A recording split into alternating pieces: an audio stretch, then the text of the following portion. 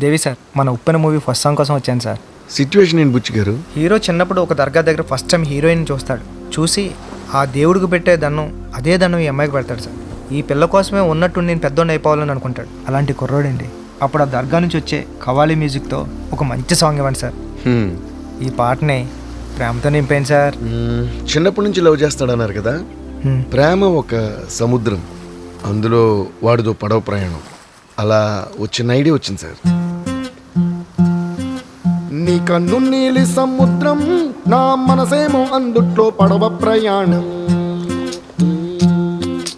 నీ నవ్వు ముత్యాల హారం, నన్ను తీరానికి లాగేటి దారం దారం. నచ్చిందా? అద్దరిపోయింది సార్.